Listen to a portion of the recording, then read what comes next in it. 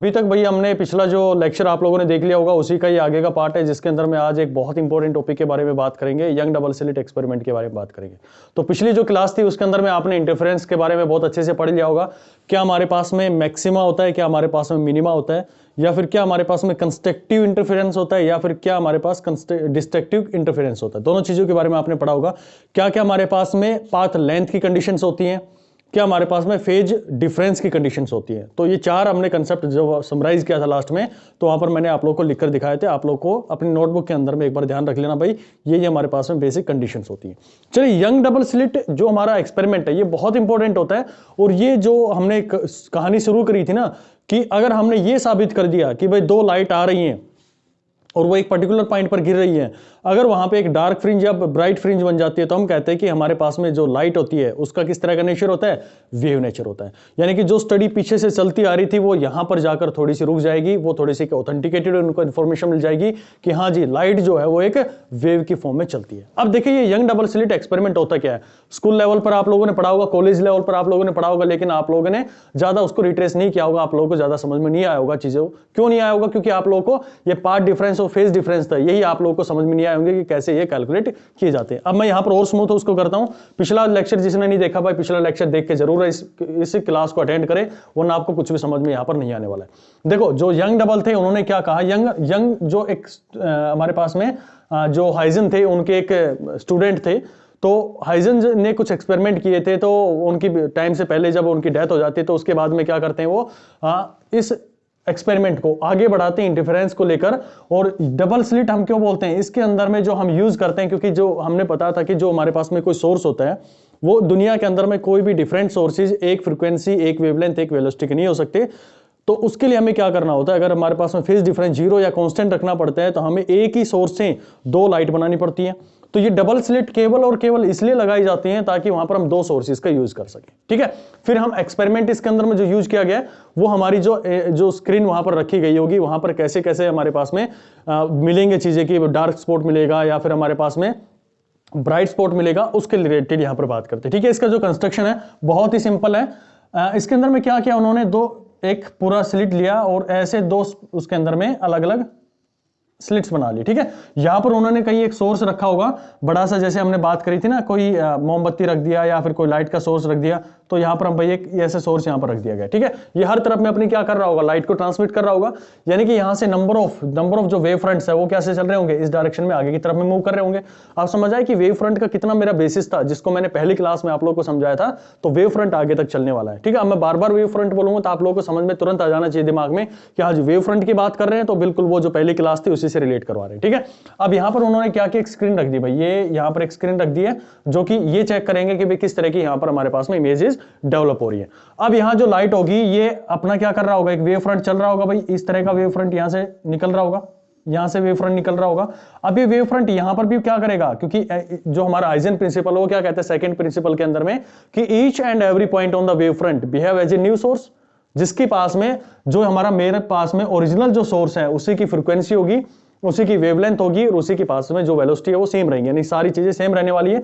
तो अब मैं आगे वेव फ्रंट नहीं बनाऊंगा भाई, कि थोड़ा सा यहां पर जो चीजें मैं समझाने वाला हूं थोड़ा सा आपको क्रिस्टल क्लैरिटी के साथ में समझ में आती चली है। ठीक है, ऐसे वेव फ्रंट चल रहे होंगे पूरे इसके पाथ के अंदर में। एक बार थोड़ा सा मैं आप लोगों को बना के दिखा देता हूं कि ये जब सोर्स आएगा तो यहां पर हमारे पास में क्या होगा, ऐसे वेव फ्रंट बन रहे होंगे, दूर दूर तक आपके वेव फ्रंट बन रहे होंगे, ऐसे वेव फ्रंट बन रहे होंगे इसके, और ये ऐसे अप्रोच करते हुए स्क्रीन तक जा रहे होंगे।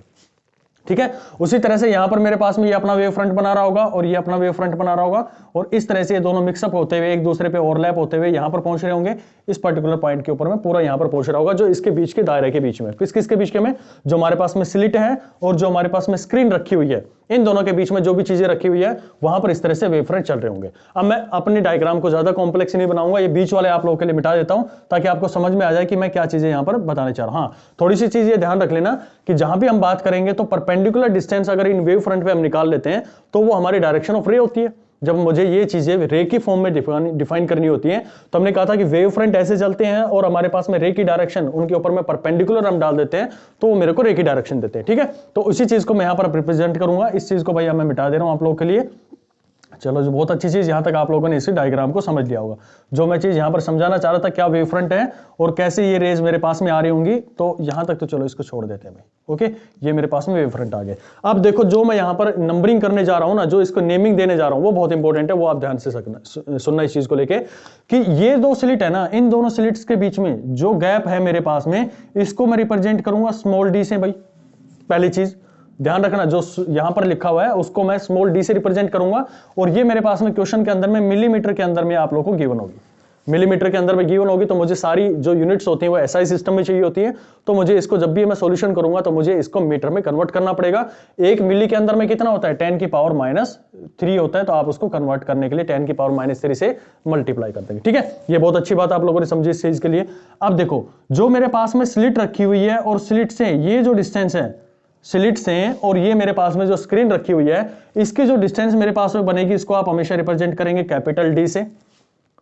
समझ गए? और ये जो पॉइंट होगा, यानी कि मैं जहां पर भी इस पॉइंट के ऊपर में, जैसे अब मैं इसके अंदर में ये दो चीजें आपको समझ आ गई कि क्या मेरे पास में ये इसकी विड्थ जो इसकी स्लिट से है, इनके बीच में विड्थ क्या रहेगी, और बीच में जो स्लिट और मेरे पास में स्क्रीन की डिस्टेंस है उसको एच के नाम से जानूंगा। ठीक है, अब पहले जो केस ले रहा हूं उसको ध्यान से समझना भाई।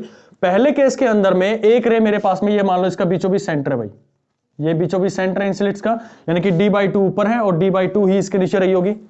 तो रे आएगी इस पॉइंट से, हर पॉइंट में जा रही है, हर डायरेक्शन में यहां से निकल रही है। मैं पहला जो केस ले रहा हूं, वो पहला केस ये ले रहा हूं कि ये रे यहां से आई और इस मिड पॉइंट पर जाकर टकरा गई। दूसरी रे यही सोर्स से आ रही है, जो यहां पर एक वेव फ्रंट अपना जनरेट कर रहा होगा, वहां से रे आएगी और ये जाकर इस पॉइंट पर टकरा जाएगी भाई, इस पॉइंट पर बनेगी। अब मेरे को बताओ कि ये जो डिस्टेंस है, यानी कि मैं इसको पॉइंट दे दूं, अगर ये मेरे पास में ए है, ये मेरे पास में बी है और ये मेरे पास में सी है, इन तीन पॉइंट को दे दिया मैंने, तो मेरे को ये बताओ, क्या इनके बीच में, दोनों वेव के बीच में, दो एक रे ये जा रही है और एक रे ये जा रही है, तो ये तो मैंने रे की डेफिनेशन में बात करी, तो इनके ऊपर में वेव भी चल के जा रही होगी, यानी कि वेव कुछ इस तरह से हमारे पास में जा रही होगी, इसकी नंबर ऑफ वेवलेंथ यहां से चल रही होंगी ऐसे, ये हमारे पास में जा रही होगी वेव, और ये भी वेव जा रही होगी ऐसे। ठीक है, तो यहां पर जो वेव पहुंच रही है, क्या इनके बीच में, क्योंकि सेम सोर्स से निकली है, सेम फ्रीक्वेंसी, सेम वेवलेंथ है, क्या यहां पर इस पर्टिकुलर पॉइंट पर पहुंचेंगी तब कोई उनके अंदर में फेज डिफरेंस रहेगा या नहीं रहेगा? Answer is no. क्यों भाई? क्योंकि जितनी डिस्टेंस ये ट्रेवल कर रहा है उतनी डिस्टेंस ये ट्रेवल कर रहा है। कैसे निकालते हैं आप लोग? यहां पर आप परपेंडिकुलर डालेंगे तो परपेंडिकुलर में कोई भी चेंज इसका नहीं आएगा, या आप इसका परपेंडिकुलर यहीं से आ जाएगा। ठीक है, तो परपेंडिकुलर डिस्टेंसेस के बीच में हमेशा क्या रह रही है, आप लोग देखेंगे कि दोनों के बीच में जो गैप बनने वाला है, यानी कि जो हमारा फेज डिफरेंस बनने वाला है, या फिर हम कहें पाथ डिफरेंस बनने वाला है, जितनी वेव की वेवलेंथ यहां पर पहुंचेगी उतनी वेव यहां से पहुंचेंगी। हो सकता है मैंने यहां पर कुछ किसी में कम या ज्यादा दिखा दियो, लेकिन आप ये मानो कि जब पहला जो बनेगा तो यहां पर हमारे पास में वेवलेंथ जो पहुंचने वाली है वो इक्वल नंबर ऑफ वेवलेंथ पहुंचेंगी, इक्वल नंबर ऑफ पाथ पहुंचेगा, और इक्वल नंबर ऑफ जो हमारे पास में फेज है उनका भी फेज डिफरेंस कितना रहने वाला है, 0 रहने वाला है। आप लोगों ने पिछला जो लेक्चर था इंडिफरेंस के बारे में बात करी थी, तो इसको बहुत अच्छे से समझा है। तो यहां पर इस पर्टिकुलर पॉइंट पर पहला क्या बनेगा, मेरे को आप खुद बताओ, क्योंकि यहां पर मेरे पास में जो पाथ डिफरेंस है, जो मेरे पास में पाथ डिफरेंस है वो कितना बना है भाई यहां पर, तो path difference is 0 and phase difference is 0। तो ये किसकी कंडीशन होती है, ये भी मेरे पास में किसकी कंडीशन होती है, ये कंडीशन होती है किसकी, ब्राइट की। ठीक है, तो यहां पर मेरे पास में जब ये केस बन रहा है तो यहां पर बनेगा मेरे पास में एक ब्राइट बनने वाला है। तो इस पोजीशन पर आप बोल सकते हैं कि जब ये पहला जो यहां पर बनने वाला है, जिसको आप सेंट्रल के नाम से जानेंगे, तो ये मेरे पास में ब्राइट बनेगा, क्योंकि ये मेरे पास में एक इंटरफेरेंस होगा, तो यहां पे फ्रिंजेस टाइप में बनेंगे। फ्रिंजेस का मतलब होता है कि जैसे स्क्रीन मेरे पास में ऐसे रखी हुई है, ठीक है, ऐसे एक स्क्रीन रखी हुई है और इसके ऊपर में ऐसे गोले टाइप में बढ़ेंगे, जैसे आपने पानी के अंदर में एक पत्थर डाल देते हैं ना, तो वो ऐसे फैलता हुआ ऐसे फ्रिंजेस टाइप में बनाता है। तो वही फ्रिंजेस आप लोग को दिखेंगे जब ऊपर से आप लोग देखते हैं इसको पानी के अंदर में, तो कुछ ऐसा दिखता है आप लोग को, तो इन्हीं को हम क्या बोलते हैं, फ्रिंजेस के नाम से बोलते हैं।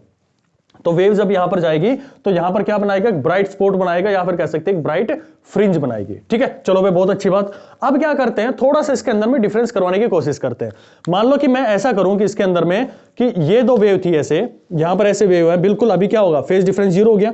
अब मैं क्या करता हूं, इसको ऊपर लेके जाता हूं जो मेरे पास में है, तो आप नीचे वाले हाथ की तरफ देखो, नीचे वाला हाथ क्या हो रहा है भाई, अब उसकी तो हाइट उतनी है, उतनी तो लेंथ उसकी उतनी है ये, लेकिन यहाँ पे आप देख रहे हैं कि जितना मेरे उंगलियां यहाँ पर, आप लोग देखो यहाँ पर जितनी उंगलियां मेरे पास में, इतना उसके अंदर में क्या आ गया, डिफरेंस आ गया। अगर मैं यहां पर आप लोगों को दिखाऊं तो इतना उसके अंदर में डिफरेंस आ गया होगा।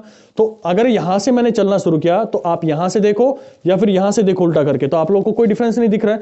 लेकिन जैसे जैसे मैं इस पॉइंट से यहां से ऊपर बढ़ता जाऊंगा तो नीचे वाला सोर्स होगा वो छोटा पड़ता जाएगा और ऊपर वाला सोर्स आगे की तरफ में चलता जाएगा। यानी कि कहीं ना कहीं उनके अंदर में क्या आ गया, एक पाथ डिफरेंस आ गया है। ठीक है, तो पाथ डिफरेंस आ गया तो मैं दूसरी वेव को यहां रिप्रेजेंट करता हूं। मान लो ये वेव यहां से और यहां पर गई भाई, इस पर्टिकुलर पॉइंट पर गई, और ये जो वेव रही होगी इसको यहां से और इस पाथ तक को जाना पड़ेगा। ठीक है, तो ये यहां से यहां तक जा रही है, तो इसके अंदर में मेरे को बताओ क्या कोई पार्ट डिफरेंस आएगा? बिल्कुल आएगा इसके अंदर पार्ट डिफरेंस। कितना पार्ट डिफरेंस आएगा? तो ये जो आप लोगों को पता होगा कि जो हमारे पास में वेव है यहां से आप उसके अंदर परपेंडिकुलर डालो, तो परपेंडिकुलर यहां पे डाल दिया आप लोगों ने। तो ये जो पार्ट डिफरेंस बना है ना ये वाला, अगर इसमें पॉइंट को P रिप्रेजेंट कर देता हूं, P रिप्रेजेंट कर देता हूं, तो ये मेरे पास में क्या आ गया, इसका पाथ डिफरेंस आ जाता है। तो पाथ डिफरेंस आएगा तो आप यहां पर बोल सकते हैं कि या तो ये दूसरा केस होगा, तो यहां पर हम मान लेते हैं कि एक डार्क फ्रिंज बन रही है, और डार्क फ्रिंज बनने की आपने बहुत अच्छे से इंटरफेरेंस के अंदर में पढ़ा था कि जब भी डार्क फ्रिंज बनती है हमारे पास में तो उसका एक हमने कंक्लूजन निकाला था कि जो उसका पाथ डिफरेंस होता है, पाथ डिफरेंस कितना होता है भाई, जब भी डार्क बनती है तो हमारे पास में डार्क जब भी बनती है तो वहां पर हमारे पास में, यानी कि जो हमारे पास में डार्क फ्रिंजेस बनी है या डार्क हमारे पास में इंटरफेरेंस हुआ है या डिस्ट्रक्टिव इंटरफेरेंस हुआ है, तो वहां पर उसका वेवलेंथ जो हमारे पास में होता है 2n+1 इंटू में λ/2, यही आप लोग देते हैं वहां पर। ठीक है, और जब हमारे पास में ब्राइट बनता है तो पार्ट डिफरेंस की फॉर्म में आप लोग वहां पर क्या प्रेजेंट करते हैं, आप कहते हैं कि जी n λ वहां पर हो गया। ठीक है, तो ये आप लोगों ने देख लिया। तो पहली जो मेरे पास में बनी है वो डार्क फ्रिंज बनी है। ओके, अब आप लोग से क्वेश्चन क्या पूछेगा, अब क्या करेगा, ऐसे हमारे पास में अल्टरनेट ब्राइट डार्क, ये जैसे जैसे सिचुएशन बढ़ती चलेंगी तो कभी मेरे पास में ब्राइट बनेगी, कभी डार्क बनेगी, कभी ब्राइट बनेगी, कभी डार्क बनेगी। अब जो पूछा जाता है इसके अंदर में क्वेश्चन जो बनते हैं वो उसके बारे में हम बात कर लेते हैं कि इसके अंदर में अप्रोच क्या, हमारे पास में बहुत सारे फॉर्मुलाज होते हैं, बहुत सारे, इसका डेरिवेशन बहुत लंबा चौड़ा, आप लोग को ध्यान में नहीं रखना वो चीजें आप लोगों को। तो पहली चीज सेंट्रल ब्राइट तो हमेशा उसके सेंटर पर बनेगा भाई, यानी कि जो दोनों का मिड होगा, यानी कि जो आप लोग कहेंगे कि ये मेरे पास में डी है तो डी का जो हाफ कर देंगे, तो इस पर्टिकुलर पॉइंट से अगर मैं इसको रेफरेंस मान के चलता हूं तो ये डी पॉइंट इससे नीचे और यहां से डी पॉइंट ऊपर, ये मेरे पास में ब्राइट फ्रिंज बन जाती है। अब आप लोगों से ये पूछ लूं मैं कि भाई इसकी डार्क फ्रिंज कहां पर बनेगी पहली, या फिर मैं कहूं कि दूसरी जो मेरे पास में ब्राइट फ्रिंज यहां पर बनेगी वो कहां पर बनने वाली, कितनी हाइट पर बनेगी, यानी कि सेंट्रल से कितनी हाइट पर मेरी डार्क फ्रिंज बनती है या फिर कितनी हाइट पर मेरे पास में क्या बनता है, ब्राइट फ्रिंज बनता है। तो इसका फॉर्मूला कैसे निकालेंगे आप लोग, ठीक है। या फिर मैं बात करूं कि भाई आप लोग इसके पार्ट डिफरेंस के बारे में बात कर लिया जाए, तो इसको निकालकर आप पार्ट डिफरेंस के साथ में कैसे रिलेट करते हैं। तो पार्ट डिफरेंस का मैं आप लोगों को फॉर्मूला बता देता हूं इसके अंदर में, सिर्फ वो आप लोग को ध्यान रखना है जब भी यंग डबल स्लिट के अंदर में पूछ लिया जाए कि भाई मेरी एक डार्क फ्रिंज बनी है या ब्राइट फ्रिंज बनी है तो उसके अंदर में पार्ट डिफरेंस कितना होगा। तो उसका फॉर्मूला क्या होता है भाई मेरे पास में, इसको हम देते हैं part difference, that will be equal to path difference, very very important formula, path difference is equal to, सबसे पहले छोटे डी से चलो, छोटा डी यानी कि आप लोगों ने डी लिख लिया, फिर जाओ ऐसे हॉरिजॉन्टल, बड़ा डी यानी कि नीचे आ रहा है तो आप इसको लिखो नीचे, डी लिख दिया।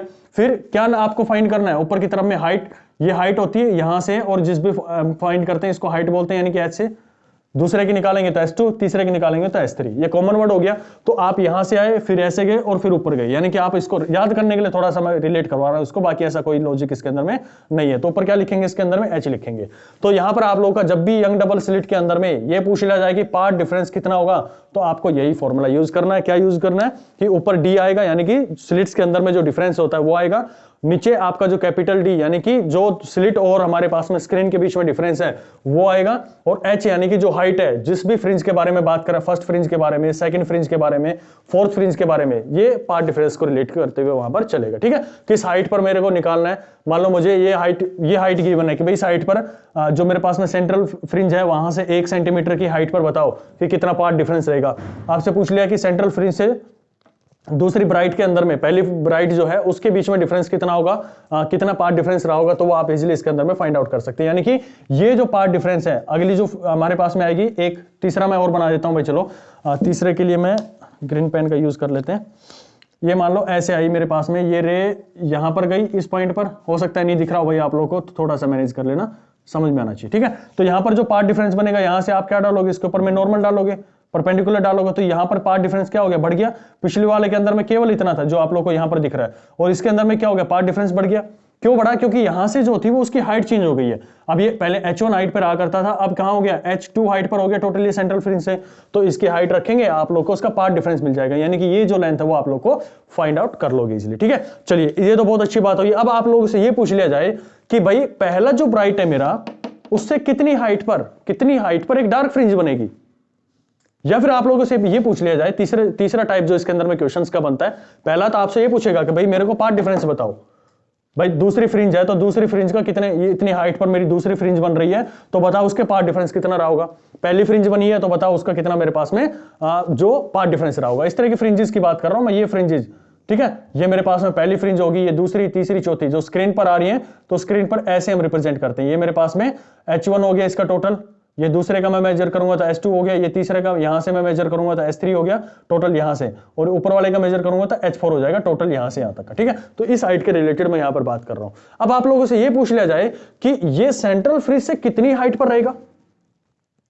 ठीक है, ये पूछेगा कि भाई पहली डार्क फ्रिंज कितनी हाइट पर बनेगी, तो यहां से हाइट का फॉर्मूला नहीं निकाल सकते आप, तो यहां से आपका हाइट का जो फॉर्मूला बनने वाला है that will be equal to कितना आ जाएगा भैया, यहां पर आप लोगों के साथ में आएगा पाथ डिफरेंस। पहला क्या लिखोगे?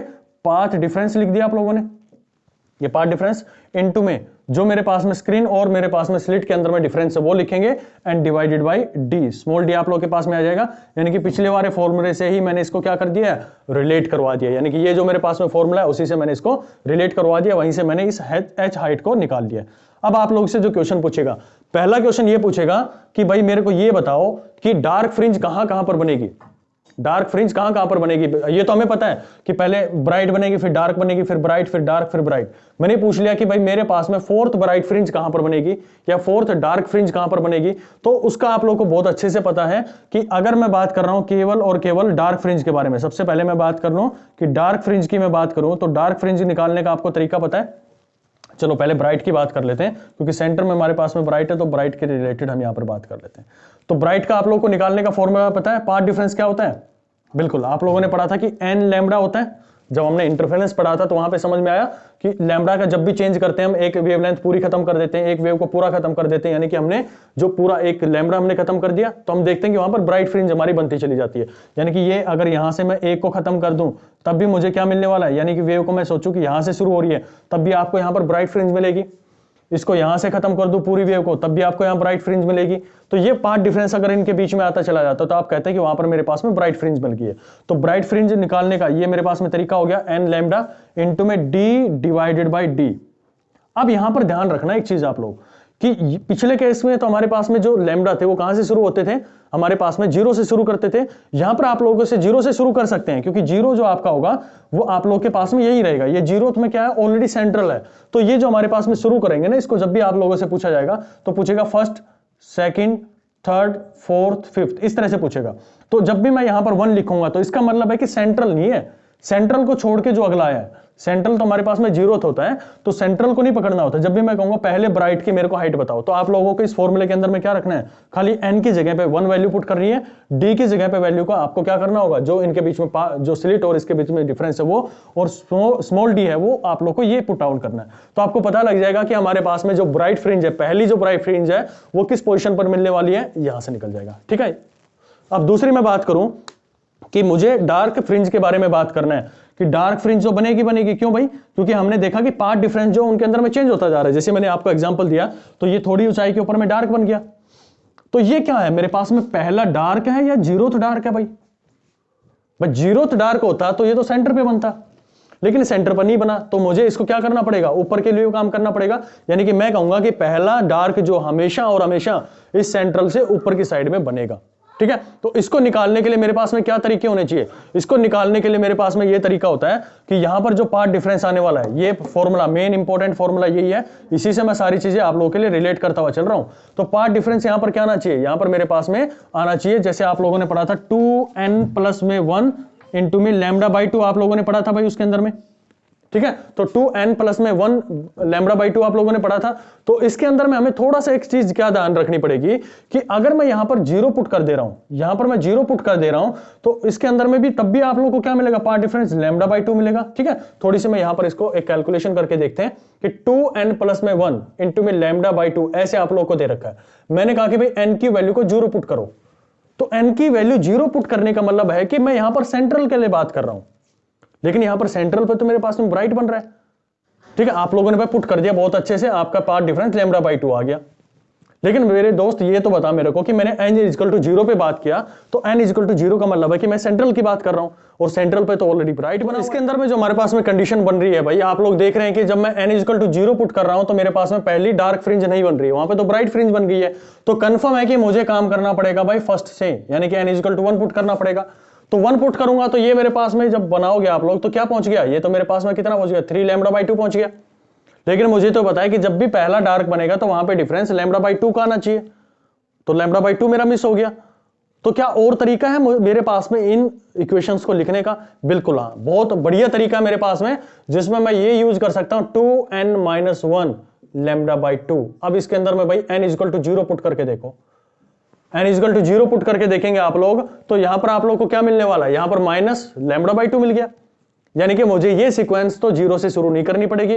तो कंफर्म है कि जो मेरा पहला ब्राइट बन रहा होगा वो मेरे पास में क्या होगा, सॉरी मेरा जो डार्क बनेगा उसके लिए नंबर मुझे क्या यूज करना पड़ेगा, यहां से यहां पर मुझे 1 यूज करना पड़ेगा। मैंने बताया कि ये फॉर्मूला क्यों यूज नहीं किया, क्योंकि 0th मेरे पास में क्या है, 0th मेरे पास में सेंट्रल ब्राइट है, तो मैं इसको यूज नहीं कर सकता। ये यूज किया तो 0 इसके अंदर में क्यों शुरुआत नहीं करी मैंने, क्योंकि 0 में शुरुआत कर रहा हूं तो मुझे वेवलेंथ -λ/2 मिल रही है। तो कंफर्मली मेरा पहला जो डार्क बनेगा वो n = 1 से शुरुआत होगी। तो आप लोगों के लिए अब आगे से जब भी यूज करेंगे, जब मैं डाइफ्रैक्शन के लिए भी बात करूंगा तो मैं सीधा बोलूंगा पहली डार्क फ्रिंज के बारे में बात करो, तो दिमाग में तुरंत आपके चलना चाहिए डार्क फ्रिंज, अरे बीच में तो सेंट्रल बनती है, ऊपर मेरे पास में डार्क बनी होगी, तो इसी की बात कर रहे हैं ये। तो आप लोगों के लिए n = 1 यहां पे रखना होगा। फिर मैं कहूं कि जो मेरे पास में डार्क फ्रिंज 2 के लिए बात कर रहा हूं मैं, तो 2 के लिए आप ऊपर जाएंगे तो आपको पता है कि ब्राइट के बाद में क्या बनेगी, डार्क बनेगी। ठीक है, ऐसे हमारे पास डार्क ब्राइट ऊपर तक चलती चलेंगे, जोन से भी फ्रिंज के बारे में बात करेगा हम यहां से फाइंड आउट कर लेंगे। ये आपको समझ आया यहां पर क्यों लिखा मैंने ये? चलो अब इसके लिए आप लोगों को यहां पर फॉर्मूले के अंदर में, हाँ इंटरफेरेंस के अंदर में जब हम बात करें तो उसकी सफिशिएंट कंडीशंस होती है कि अगर मान लो हो सकता है कि 0th जो उसके अंदर में वो मेरे पास में एक डार्क फ्रिंज बन जाए, तब उसके लिए वो वैलिड हो जाएगा। या फिर हो सकता है कि डार्क फ्रिंज ना बन के मेरे पास में ब्राइट फ्रिंज बन जाए। ठीक है, बहुत सारी पॉसिबिलिटीज हो जाती हैं। लेकिन जब हम यंग डबल स्लिट के लिए बात करते हैं तो यंग डबल स्लिट में कंफर्म है कि ये 2 रे आएंगी तो पहला ही हमेशा ब्राइट सेंट्रल बनेगा। ध्यान रख लेना, 1 नंबर का ऑब्जेक्टिव जो क्वेश्चन है वो भी बन सकता है इसके अंदर में। तो आगे से आप ये फॉर्मूला याद रखेंगे डार्क फ्रिंज के लिए 2n-1 λ/2, और जो मेरे पास में n की वैल्यू यहां पर रहने वाली है, n की वैल्यू भी मेरे पास में क्या रहेगी, n = 1 2 3 4 ऐसे चलेंगी। ठीक है, बिल्कुल इंटरफेरेंस से रिलेटेड मैं करवा रहा हूं, लेकिन यहां पे थोड़ा सा चेंज मैंने क्यों बताया, क्योंकि सेंट्रल में ब्राइट बन गया, थोड़ी सी इस कैलकुलेशन के अंदर में यहां पर आप लोगों को चेंज डालना पड़ेगा। ये आपको याद रखना है, 2n-1 आप लोगों को मिलने वाला। ठीक है, अब देखो ये मेरे पास में जितनी भी थ्योरी थी यंग डबल स्लिट को लेके वो सारी यहां पर कंप्लीट हो गई है भाई। अब देखो क्वेश्चन क्या पूछता आप लोगों से। अब देखो इस फॉर्मूले के अंदर में मेरे पास में क्या क्या पैरामीटर्स हैं। पहली चीज इसके अंदर में जो पहला पैरामीटर है उसके लिए मैं बात करता हूं आप लोगों से। मैंने कहा कि ये मेरे पास में एक लैम्ब्डा है भाई। ठीक है, लैम्ब्डा यानी कि जो आप पूरा एक विबग्योर देखते हैं, विबग्योर का जो आप लोगों ने देखा होगा, तो विबग्योर में आप लोग देखते हैं कि पहले जो हमारे पास में violet, indigo, blue, yellow, orange, red इस तरह से चलता है, और इस ऑर्डर में हमारे पास में लैम्ब्डा जो होता है वो क्या होता है, इंक्रीज होता चलता है, और फ्रीक्वेंसी होती है वो क्या होती है हमारे पास में, डिक्रीज होती चली जाती है। ठीक है, अब मैंने आप लोगों से ये पूछ लिया कि भाई मेरे को ये बताओ कि रेड लाइट है उसका पहला ब्राइट कहां पर मिलेगा, यानी कि जो मेरे पास में सोर्स था वहां से 2 रेड लाइट आ रही है, मतलब मेरे पास में जो लाइट है वहां से वो रेड लाइट का सोर्स है। ठीक है, तो उसके अंदर में मैं क्या बात करूंगा कि उसके,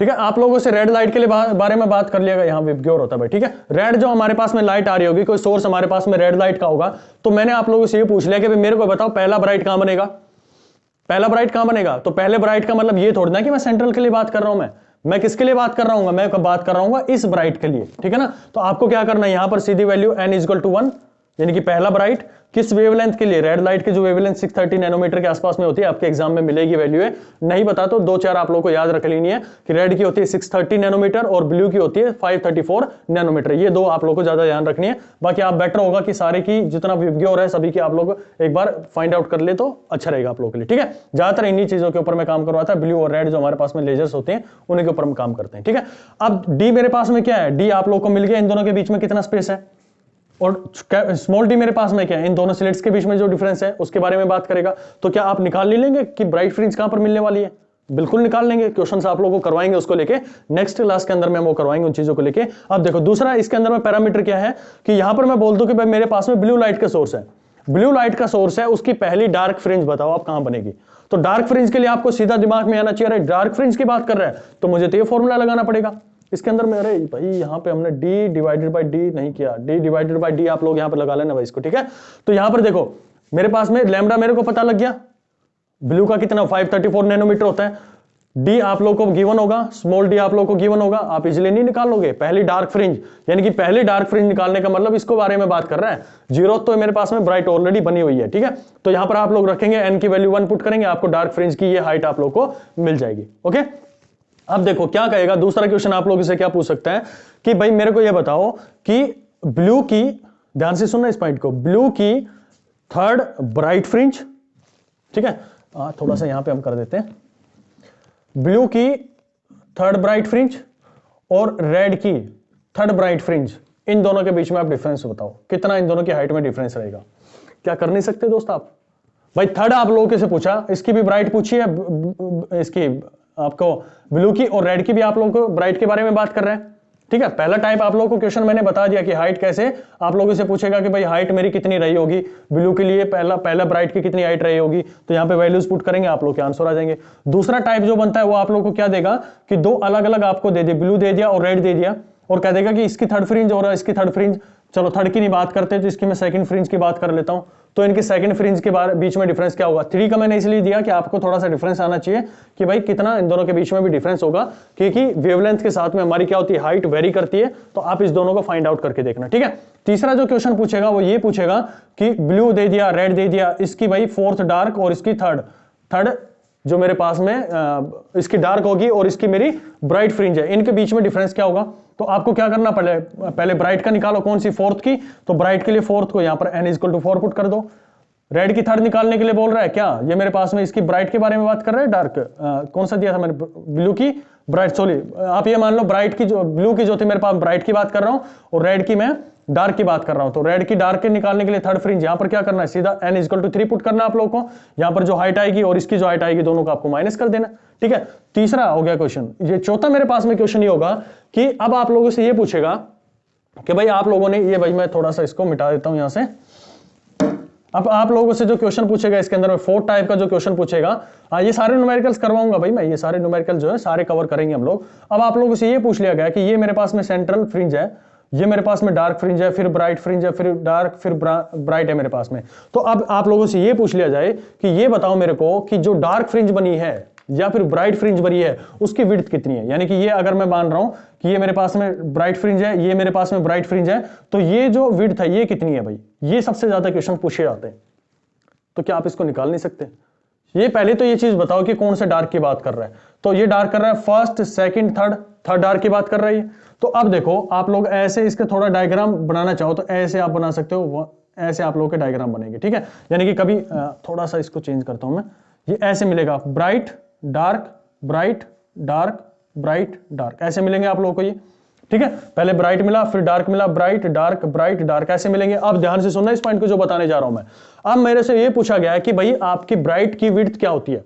तो जो भी हमारे पास में कैलकुलेशन करते हैं ना वो हम सेंट्रल से करते हैं, जो हमारे पास में सेंट्रल पॉइंट होता है ना, जो मैक्सिमा होता है और दूसरे के मैक्सिमा तो हम कैलकुलेट करते हैं। तो ये कहीं ना कहीं मेरे पास में डार्क फ्रिंज है भाई, ये जो नीचे 0 बना रही है तो ये पूरी डार्क फ्रिंज है, यानी कि इसकी शुरुआत यहां से होगी थी और इसकी शुरुआत यहां तक रहती है, यहां पर मैक्सिमम जाके वो व्हाइट बन जाती है, यानी कि ब्राइट बन जाती है। तो अगर आप ये निकाल ले जाओ, ये निकाल लो आप लोग कि भाई मेरे पास में जो पीक है, यानी कि जो मेरे पास में ब्राइट फ्रिंज है, ये मेरे पास में ब्राइट फ्रिंज है, इन दोनों के बीच की विड्थ फाइंड कर लोगे तो आपको क्या मिल जाएगा, विड्थ ऑफ डार्क फ्रिंज मिल जाएगा। ध्यान से सुनना इस पॉइंट को कि मैं कैलकुलेट कर रहा हूं विड्थ ऑफ डार्क की, लेकिन मैं कैलकुलेट किसकी कर रहा हूं, हाइट में मैक्सिमम इसकी लेता हूं और हाइट इसकी लेता हूं, इन दोनों को माइनस करते हैं। मान लो ये मेरे पास में ये हाइट पहली फ्रिंज की थी, किसकी, ब्राइट वाले की, ये हाइट मेरे पास में h2 है, किसकी, ब्राइट ऑफ जो मेरे पास में सेकंड ब्राइट फ्रिंज थी। तो सेकंड की ब्राइट फ्रिंज से थर्ड की सॉरी फर्स्ट की ब्राइट फ्रिंज की हाइट को मैं माइनस कर दूं तो मेरे पास में क्या मिलने वाला है भाई, ये सीधी सी बात है, आप लोगों को इसमें मैथमेटिक्स ज्यादा यूज नहीं करना, 1 2 3 4 ऐसे में कर रहा हूं,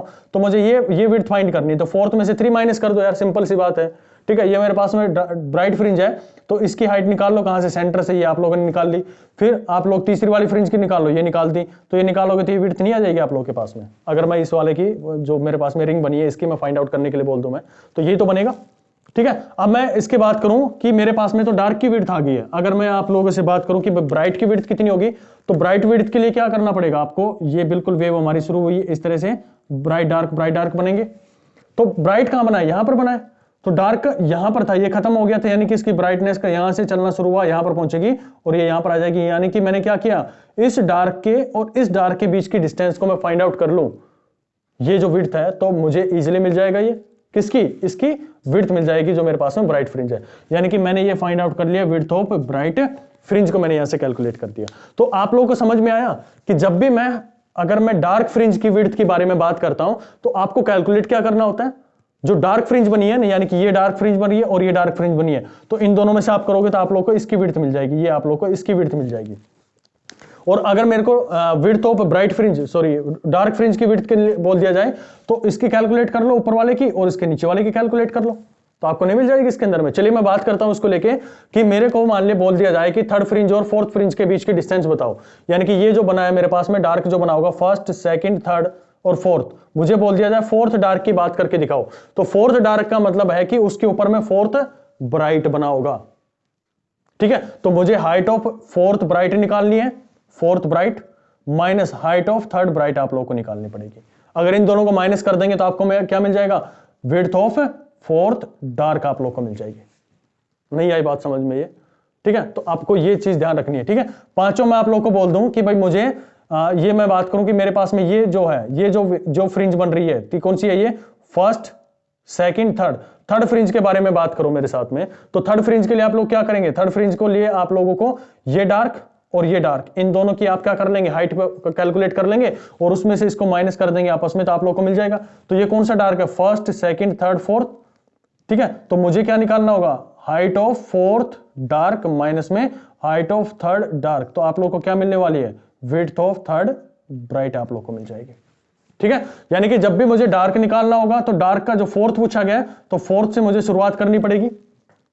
ठीक है, और तीसरा मेरे पास में क्या कर रहा है, यहां पर जब भी ब्राइट के बारे में बात करेगा तो ध्यान रखना कि ब्राइट के अंदर में जो इसके माइनस करोगे तो वो थर्ड डार्क यहां पर लिखा होगा एज इट इज, जैसे थर्ड लिखा हुआ तो थर्ड यहां पर होगा। सेकंड ब्राइट के बारे में बात कर रहा है तो यहां पर सेकंड डार्क के बारे में बात कर रहा होगा, यहां पर सेकंड डार्क लिखना है तो कंफर्म है कि यहां पर थर्ड आ जाएगा।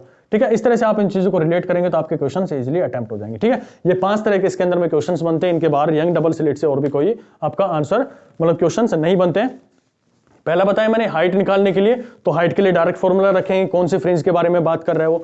फिर हमें पूछ लिया जाएगा कि भाई जो ब्लू रे है और मेरे पास में रेड लाइट है, उनकी थर्ड और थर्ड के बीच में डिफरेंस बताओ। तो ब्लू की मान लो यहां कहीं बन रही होगी ब्राइट और रेड की यहां कहीं बन रही होगी, तो ये हाइट निकाल लो आप लोग, और फिर आपकी जो रेड की यहां पर हाइट होगी उसको आप कैलकुलेट कर लो, तो इजिली इसमें से इसमें माइनस कर दोगे तो ये गैप आप लोगों को मिल जाएगा। फिर इसने बोल दिया कि ब्लू की फोर्थ, ये ब्लू की फोर्थ मान लो यहां गई, रेड की थर्ड डार्क यहां पर आगे, मान लो ये डार्क यहां पर आगे, तो ये गैप निकाल लोगे। सिंपल फॉर्मूले में वैल्यू पुट करनी है यार, और कुछ नहीं इसके अंदर में। आपको 1 2 3 पुट करना है, इतना भी नहीं कर सकते तो थोड़ा मैथ के लिए भाई एक बार प्रिपेयर कर लो, मैथ दोबारा से एक बार उठा के देख लेना, जोड़ घटा गुणा भाग थोड़े से पढ़ दो आप लोग। ठीक है, और फिर मैंने क्या कहा, ये ज्यादा इंपॉर्टेंट बनता है क्योंकि इसके अंदर में आप लोगों से बार बार पूछा जाता है कि भाई मुझे मान लो ऐसा बोल दिया गया कि 500 रिंग, मतलब जो आपके पास में फ्रिंज बन रही होगी उसकी, और मेरे पास में 500 जो आपकी फ्रिंज बनी है उसकी विड्थ निकालने के लिए आप लोग को बोल दिया जाए। ठीक है, तो आपको क्या करना होगा, कौन सी पूछ रहा है, सबसे पहले तो ये देखना आप लोगों को, इसके अंदर में आपको देखना पड़ेगा, मैंने बोल दिया कि ये मेरे पास में ब्राइट फ्रिंज है, ये सॉरी डार्क फ्रिंज की निकाल के बताओ, जो 520 फ्रिंज बनी होगी उसकी डार्क निकाल के दिखाओ। तो डार्क निकालना है, सीधा दिमाग में आना चाहिए कि भाई ठीक है डार्क मुझे 520 निकालनी है, तो 500 वाली तो पहले आएगी, कौन सी, ब्राइट वाली। फिर उसके साथ में किसको माइनस करना पड़ेगा, उसके एक कम कर दो, तो यानी कि 499 जो फ्रिंज बनेगी वो मेरे को कैलकुलेट करनी है। ये चीज मैंने बताई ना आप लोगों को कि ये 499 फ्रिंज की आप लोग कैलकुलेट करेंगे, हाइट ऑफ 520 और हाइट ऑफ 499, तो ये आप लोग को मिल जाएगा भाई, मिलने वाली है विड्थ ऑफ 500 डार्क आप लोग को मिलने वाली है। अब मैंने ये बोल दिया कि 520 जो फ्रिंज बनी है 500 भी कौन सी फ्रिंज बनी है मेरे पास में, उसकी जो हमारे पास में फ्रिंज बनेगी, या फिर हमने बोल दिया कि ये ब्राइट फ्रिंज बनी है, तो इसकी विड्थ आप लोग निकाल के बताओ। तो आपको पता है कि भाई यहां पर मुझे निकालना है विड्थ ऑफ 500 ब्राइट निकालना है। तो ब्राइट निकालना है तो इससे जो भी हमारे पास में रखी होगी ये तो एज इट इज यहां पर आ जाएगा, यानी कि height of 500 dark minus height of 501 bright dark. ठीक है, इन दोनों के आप लोग निकालेंगे। डार्क क्या आएगा ना, यहां पर देखो जब मैं डार्क की ब्राइट के लिए बात करता हूं तो यहां पर डार्क फ्रिंजेस के बारे में बात करता हूं, तो ये आपके पास में आ जाएगा, यहां डार्क हो गया, यहां डार्क हो गया। यहां पे कैसे लिया आप लोग, 500 था तो 500 यहीं के यहीं लिखोगे। ऊपर वाला कौन सा था, मुझे डार्क के लिए बात करी तो 500 यहां पर लिखोगे आप लोग, फिर उसमें से एक माइनस कर दोगे। यहां पर 500 लिखा तो यहां पर एक जोड़ोगे तो उसके ऊपर 501, इन दोनों के बीच में डिफरेंस आप लोगों को फाइंड करना होता है। ठीक है, तो ये भाई सारी चीज थी, आप लोग इसका स्क्रीनशॉट लेना चाहो तो जल्दी से ले लो। और यहां पर मेरे पास में यंग डबल स्लिट को लेकर जितना भी कंसेप्चुअल तरीके थे, जितने भी मेरे पास में थ्योरी थी, वो सारी यहां पर कंप्लीट हो गई है। अब जो नेक्स्ट क्लास आएगी उसके अंदर में हम पढ़ेंगे पोलराइजेशन के बारे में, जो हमारा नेक्स्ट होगा डाइफ्रैक्शन के बारे में पढ़ेंगे, और जो रिजोल्विंग पावर है उसके रिलेटेड हम बात करेंगे, कुछ न्यूटन रिंग को लेकर बात करेंगे। ये बहुत इंपॉर्टेंट बनता है, ये 5-6 टाइप के इसके अंदर में क्वेश्चंस बनते हैं। क्वेश्चन भी हम अगली क्लास के अंदर में डिस्कस करेंगे। ठीक है, सीट आप लोगों को मिल जाएगी। तो चलिए मिलते हैं फिर नेक्स्ट क्लास के अंदर में। बाकी जो भी चैनल्स के भाई डिस्क्रिप्शन बॉक्स के अंदर में लिंक वगैरह प्रोवाइडेड है, एक डिस्कशन चैनल भी आप लोगों के लिए ओपन कर दिया गया टेलीग्राम का, तो उसमें भी आप जुड़िएगा। चलिए मिलते हैं फिर नेक्स्ट क्लास में। Thank you so much.